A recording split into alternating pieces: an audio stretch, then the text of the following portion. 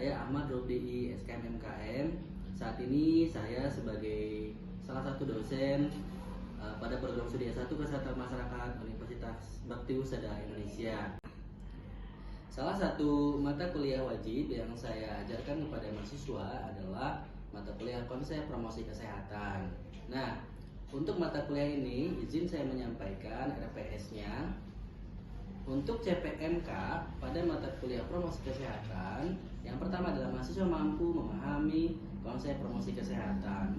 Yang kedua, mahasiswa mampu memahami dan menerapkan komunikasi kesehatan. Ketiga, mahasiswa mampu memahami dan menggunakan media dan metode promosi kesehatan. 4. Mahasiswa mampu memahami dan mengaplikasikan pendekatan dan strategi promosi kesehatan. 5. Mahasiswa mampu memahami konsep perilaku. Mahasiswa mampu memahami dan menerapkan etika promosi kesehatan. Dan terakhir, mahasiswa mampu membuat perencanaan program promosi kesehatan dan mengaplikasikan kegiatan promosi kesehatan di berbagai tatanan. Salah satu materi pada mata kuliah promosi kesehatan yaitu promosi kesehatan di tempat kerja. Mata kuliah promosi kesehatan di tempat kerja ini merupakan salah satu mata kuliah pamungkas atau mata kuliah terakhir yang saya akan berikan kepada mahasiswa. Nah, untuk metode pembelajaran pada materi ini adalah seperti yang sebelumnya sudah juga dilakukan, yaitu ada off class, ada in class, dan ada juga after class. Untuk off class sendiri, setiap mahasiswa diwajibkan untuk membaca materi yang telah tersedia di sistem Edlink yang ada, yang sudah kami berikan. Lalu kemudian in class. In class itu terkait dengan satu absensi, kehadiran mahasiswa, kemudian pengantar perkuliahan, penjelasan RPS, diskusi dan curah pendapat dari materi yang sudah diberikan. Untuk after class sendiri adalah penugasan yang diberikan oleh dosen kepada mahasiswa dari pertemuan ke-8 sampai pertemuan ke-14 yang tersedia di Edlink. Untuk materi pembelajaran yang akan disampaikan pada mata kuliah kepada materi promosi kesehatan tempat kerja yaitu yang pertama, latar belakang penyelenggaraan promosi kesehatan tempat kerja, definisi penyelenggaraan promosi kesehatan tempat kerja, dan yang terakhir adalah program promosi kesehatan tempat kerja seperti apa. Baik, berikut adalah dokumentasi materi pada mata kuliah konsep promosi kesehatan pada materi promkes di tempat kerja yang merupakan bentuk ataupun salah satu syarat untuk memenuhi PDD UK TPT yang merupakan bagian dari proses sertifikasi dosen. Berikut disampaikan. Ya, baik, alhamdulillah. Assalamualaikum warahmatullahi wabarakatuh. Waalaikumsalam warahmatullahi wabarakatuh.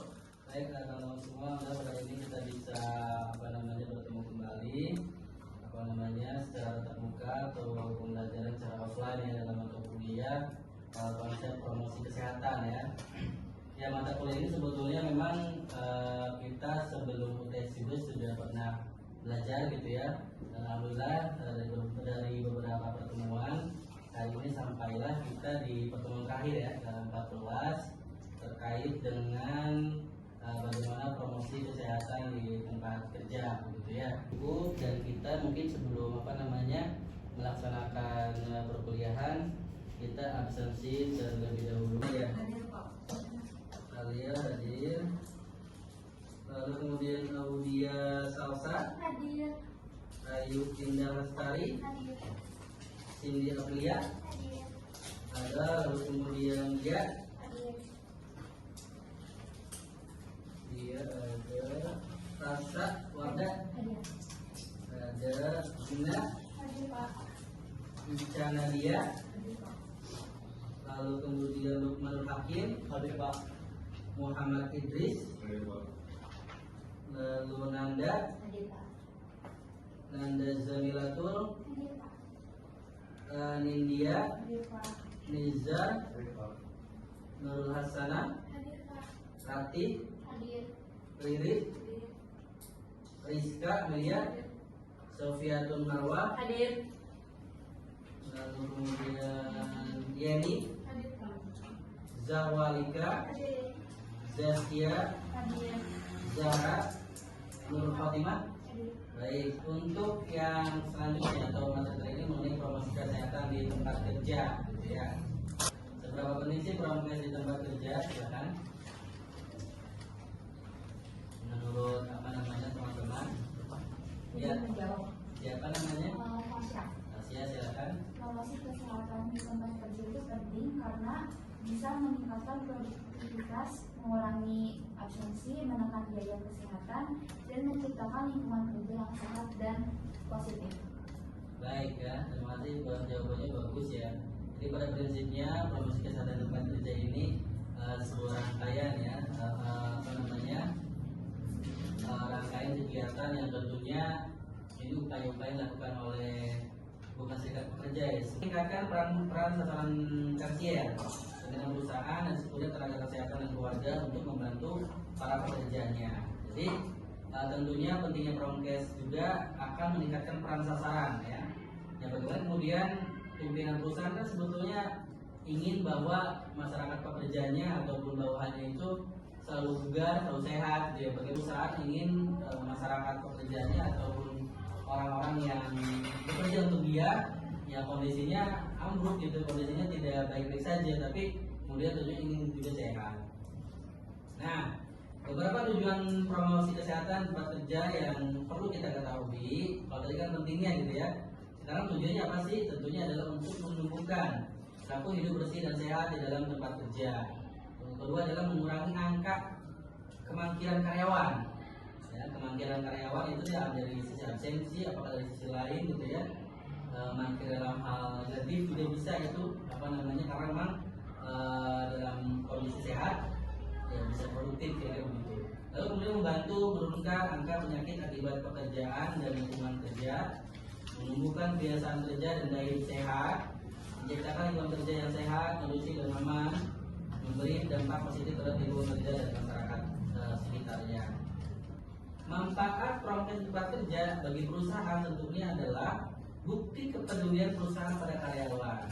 Jadi tentunya salah satu hal atau key poin pentingnya adalah perusahaan ini bisa menjadi salah satu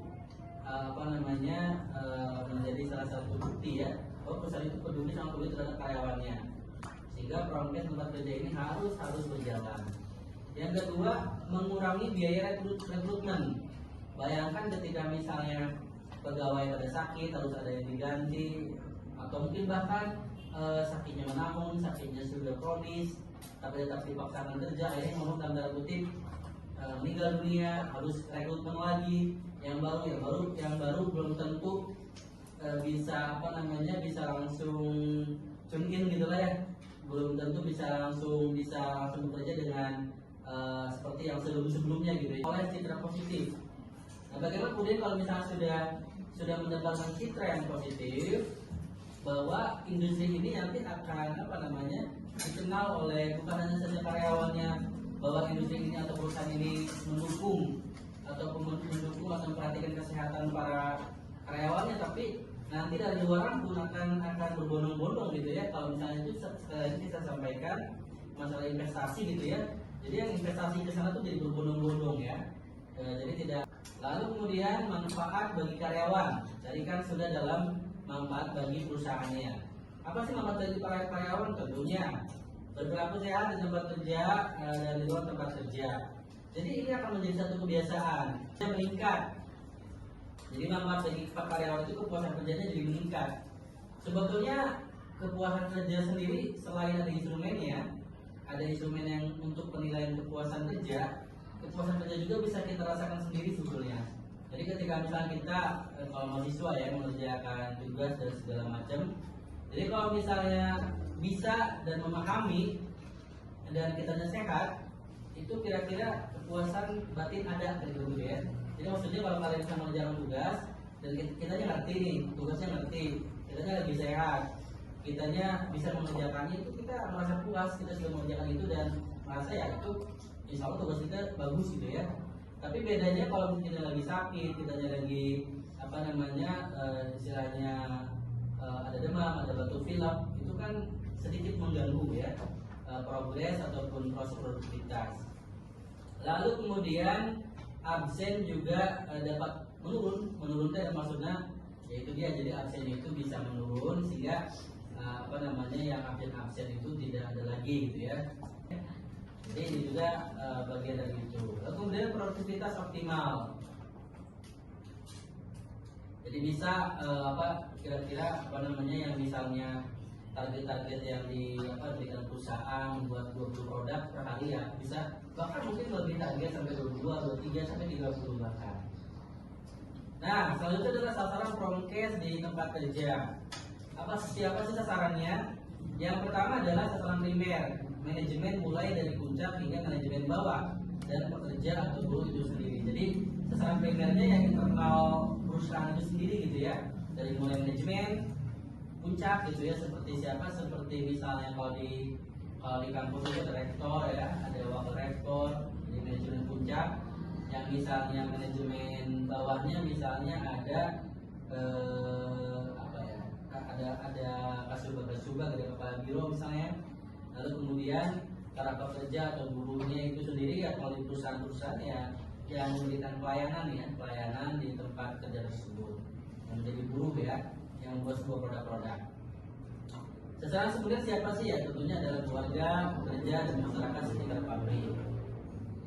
Masyarakat sekitar pabrik juga paling tidak bisa merasakan gitu ya, karena biasanya sih kalau misalnya program-program promkes ini, contoh misalnya biasa suka ada program senam bersama masyarakat ya, di tempat itu jadi mengundang masyarakat, jadi masyarakat sekitar nanti akan ikut terlibat langsung gitu ya. Keluarga pekerja juga akan merasakan hal demikian.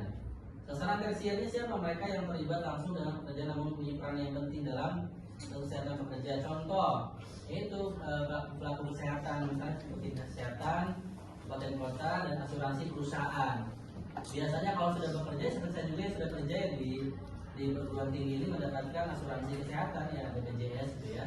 Itu ditanggung oleh perusahaan. Nah, itu merupakan salah satu bukti nyata kerugian. Jadi kalau kita sakit ya artinya mudah-mudahan tidak sakit juga sih, tapi artinya kalau kita sakit berat harus di IGD dan seterusnya, itu kita sudah tidak harus bayar lagi gitu ya.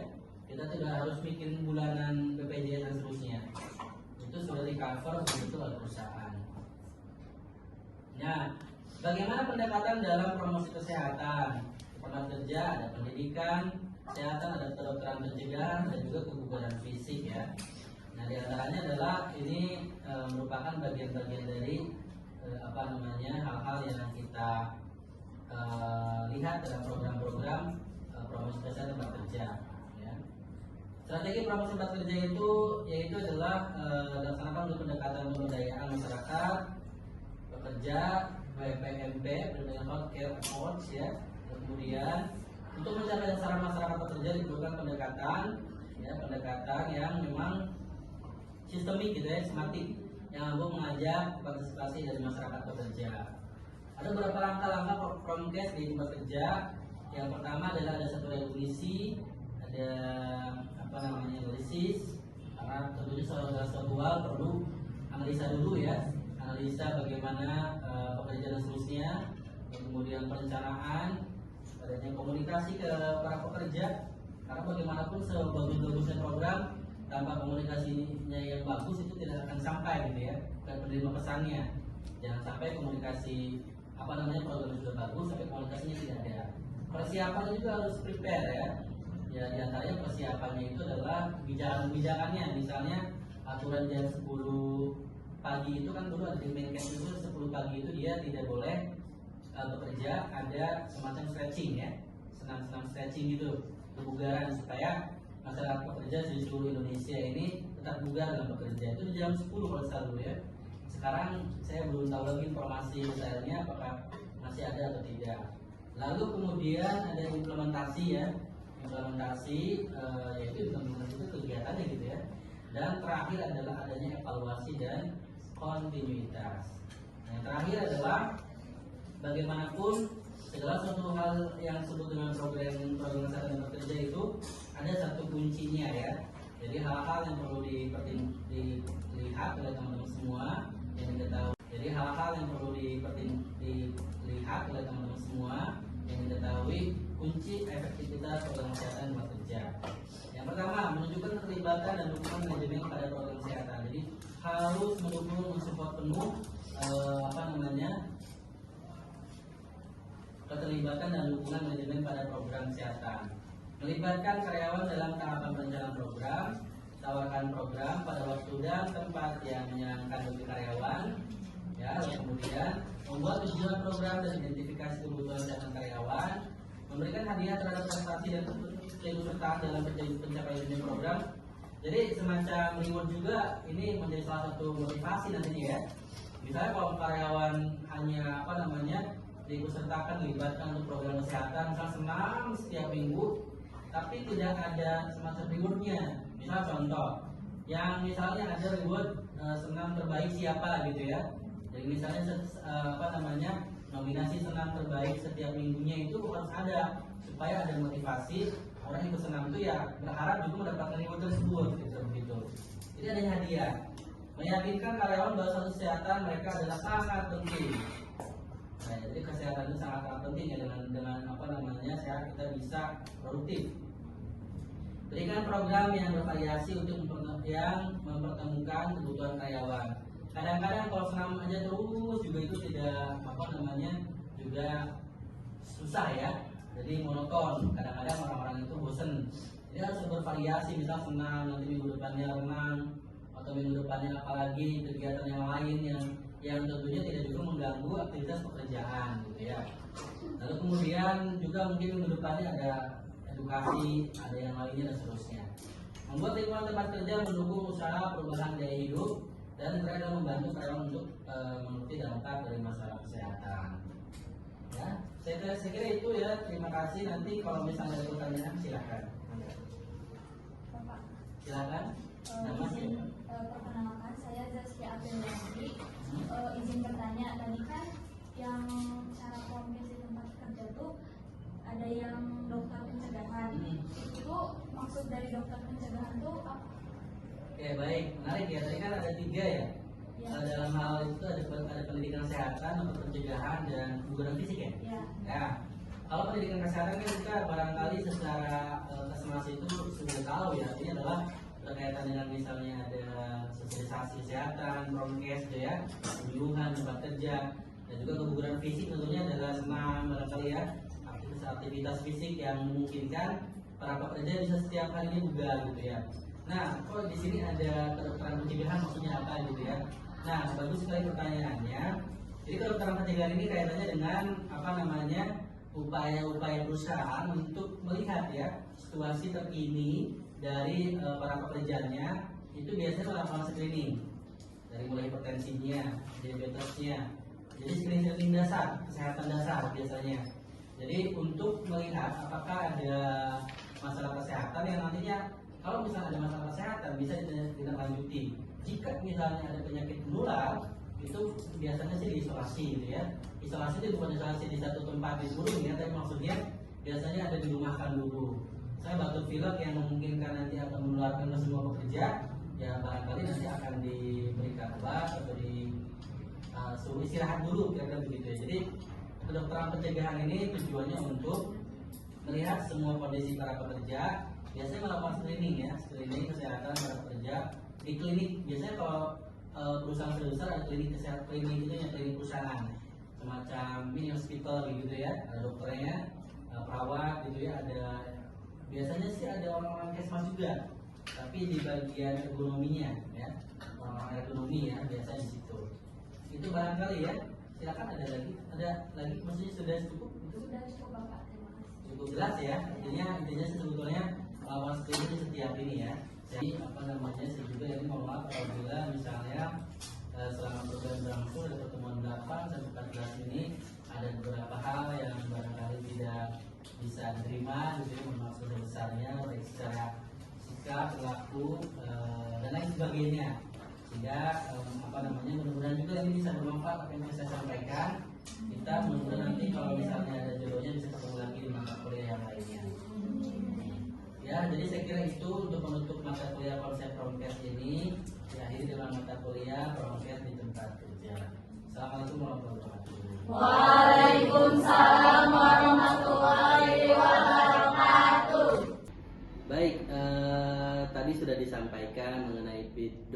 presentasi pengajaran yang sudah saya sampaikan untuk mata kuliah konsep promosi kesehatan pada materi Promkes di tempat kerja sebagai salah satu bentuk ya PDD UKT-PT yang saya sampaikan sebagai salah satu proses sertifikasi dosen. Mudah-mudahan bisa bermanfaat untuk semuanya, dan saya ucapkan terima kasih untuk Universitas Bakti Wisata Indonesia yang telah juga mendukung proses ini dan seluruh elemen yang saya tidak bisa sebutkan satu persatu. Terima kasih. Wassalamualaikum warahmatullahi wabarakatuh.